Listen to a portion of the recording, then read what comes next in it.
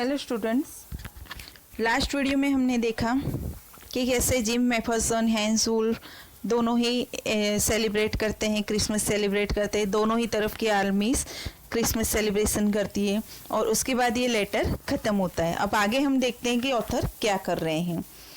I folded the letter again and slipped it carefully back into its envelope. क्या बोल रहे हैं कि मैंने उस लेटर को वापस फोल्ड कर दिया और केयरफुली उसी एनवलप में उसे रख दिया।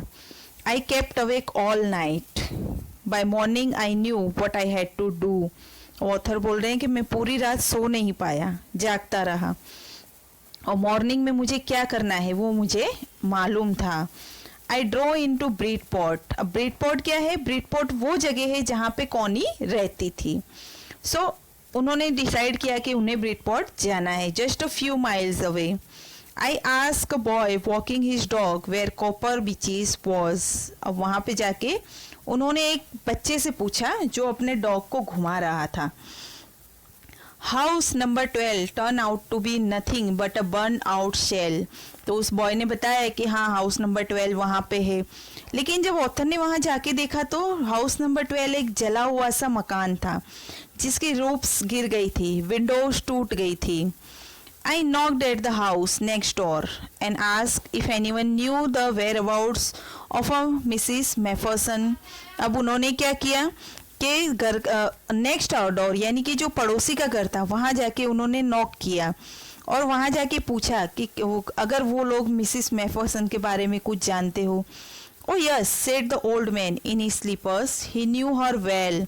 A lovely old lady, he told me, a bit muddle-headed. But at her age, she was entitled to be, wasn't she? अब वहाँ पे उनको एक ओल्ड मैन मिले। उन्होंने बोला हाँ हाँ मैं जानता हूँ मिस मैफरसन को। कई बार वो कंफ्यूज्ड रहती है। मडल हेडेड यानी कि कंफ्यूज्ड होना, हर बात में कंफ्यूज्ड हो जाना। लेकिन फिर वो बोलते हैं हाँ, अगर उनकी एज इतनी है तो ऑब्वियसली वो कंफ्यूज्ड रह सकती है। 101 years old, मिसिस मैफरसन की एज क्या है? 101 साल। She had been in the house when it caught fire. अब वो ओल्ड मैन बताते हैं कि जब ये मकान जल रहा था तब वो घर के अंदर थी। No one really knew how the fire had started. कोई नहीं जानता कि आग कैसे लगी। But it could well have been candles. But ऐसा कहा जाता है कि कैंडल से ही लगी थी। She used candles rather than electricity because she always thought electricity was too expensive. अब वो ओल्ड मैन कहते हैं कि हाँ, वो हमेशा कैंडल्स का ही यूज़ करती थी क्योंकि उनके अकॉर्डिंग इलेक्ट्रिसिटी बहुत ज़्यादा महंगी होती है, इसलिए वो इलेक्ट्रिसिटी का यूज़ नहीं करती थी। The fireman had got her out just in minute. She was in a nursing home now, he told me. Bullington House on the Dorchester Road on the other side of town. अब old man उन्हें बता रहा है कि उन्हें एक fireman ने बचा लिया और अब वो एक नर्सिंग होम में है यानी कि हॉस्पिटल में है और हॉस्पिटल का है बर्लिंगटन हाउस में है जो डॉर्चेस्टर रोड पे है। ऐसे उन्हें ओल्ड मैन ऑथर को ये एड्रेस देते हैं। I found Burlington house nursing home easily enough. अब there were paper chains up in the hallway and a lighted Christmas trees stood in the corner with a lopsided angle on top. अब ये बता रहे हैं जैसे उन्हें nursing home मिल गया तो वो नर्सिंग होम गए तो वहाँ उन्होंने देखा कि पेपर से सजावट की हुई है, जो तोरण टाइप्स जो रहते हैं वो सजाए हुए हैं। क्रिसमस ट्री है, क्रिसमस ट्री के ऊपर अलग अलग टाइप की लाइट्स लगाई हुई है। I said I was a friend come to visit Mrs McPherson to bring her a Christmas present. अब वहाँ जाके वो जो वहाँ की जो नर्स होती उनसे बोलते हैं कि मैं मिसिस मैफरसन का फ्रेंड हूँ और मैं उनके लिए एक क्रिसमस प्रेजेंट लाया हूँ, क्रिसमस गिफ्ट लाया हूँ। I could see through into the dining room where everyone was wearing a paper hat and singing. फिर बाद में उन्होंने क्या किया, वो बोलते मैं देख सकता था कि डाइनिंग रूम में हर किसी ने पेपर की हैट पहनी हुई है, पेपर से बनी हुई हैट पहनी हुई है, सब गा रहे हैं। The matron had a hat on too and seemed happy enough to see me. Matron कौन होती है? जो हेड नर्स होती है, उसने भी हैट पहन रखी थी और वो भी खुश लग रही थी। She even offered me a mince pie matron जो है उन्होंने ऑथर को एक मीन्स पाई यानी स्वीट ऑफर की। She walk me along the corridor, और वो ऑथर को एक कॉरिडोर में ले गई। Mrs McPherson's is not in with the others, she told me. She is rather confused today, so we thought it best if she had a good rest. अब देखो यहाँ पे जैसे ओल्ड मैन ने बताया था कि मिसिस मैफरसन का नेचर कैसा है, कंफ्यूज्ड नेचर है, तो उन्होंने बताया कि मिसिस मैफरसन जो है यहाँ पे सबके साथ नहीं है, वो आज कुछ ज़्यादा ही कंफ्यूज लग रही है। सो हमने ये सोचा कि उन्हें रेस्ट दिया जाए। ये कौन बोलता है? जो मैट्रोन होती है, हेड नर्स होती है, वो बोलती है। She has no family, you know. No one visits, so I'm sure she will be only too pleased to see you.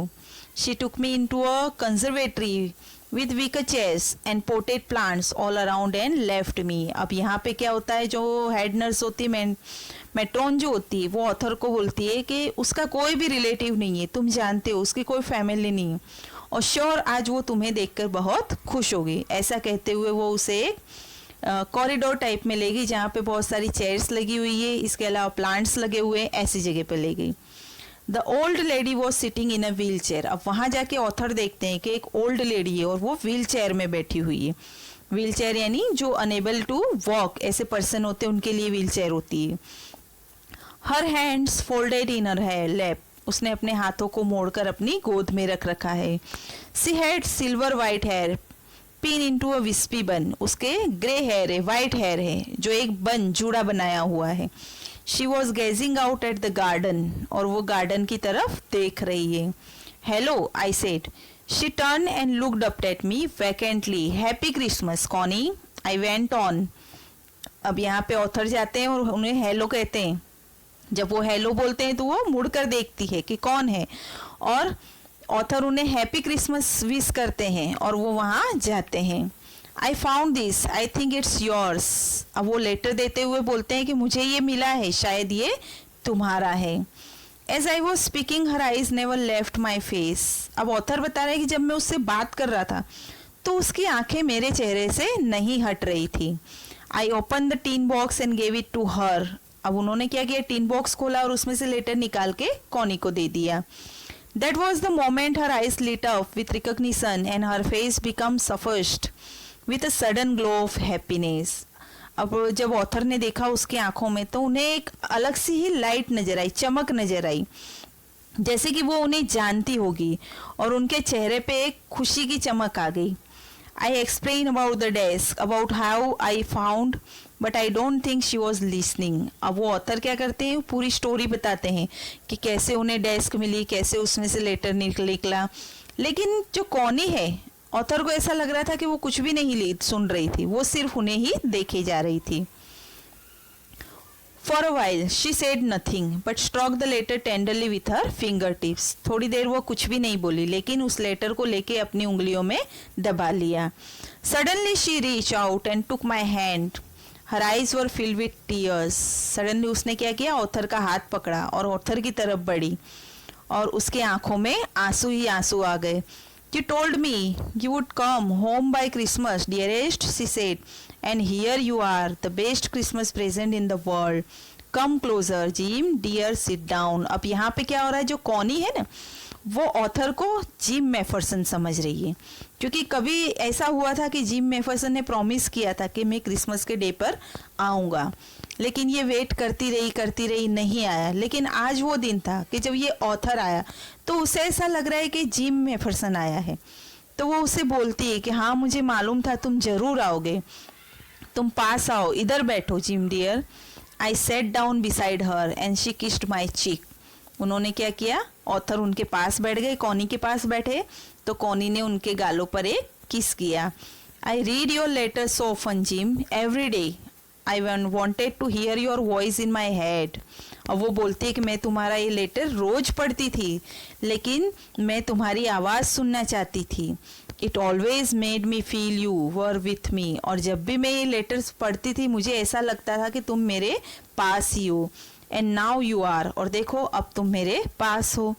Now you are back, you can read it to me yourself. Would you do that for me Jim dear. अब वो बोलती है कि क्या तुम ये letter अब मेरे लिए रीड कर सकते हो।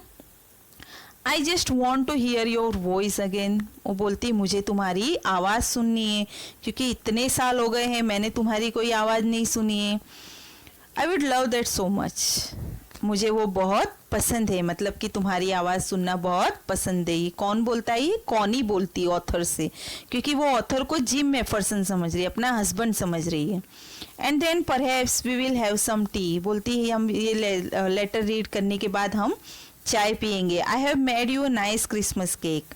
माजीपन ऑल अराउंड। अब माजीपन क्या होता है मैंने तुम्हें बताया भी था कि आलमंड की लेयर बनी हुई रहती है केक के ऊपर, एक स्वीट सी है, तो उसे जिम मैफरसन को ये बहुत पसंद होती है।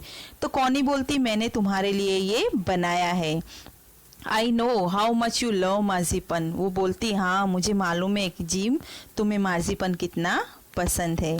देखो ये कैसा एंडिंग बताया है कि एक लेडी जो बरसों से अपने हस्बैंड की राह देख रही है, और क्रिसमस डे पे जब उसका लेटर लेकर कोई पर्सन आता है तो वो बिकॉज ऑफ एज वो यही समझती है कि वो जिम आया है, और जिम के आने की खुशी में वो बहुत खुश हो जाती है। सो डियर स्टूडेंट्स, लेसन यहाँ पे ख़त्म होता है। Thank you.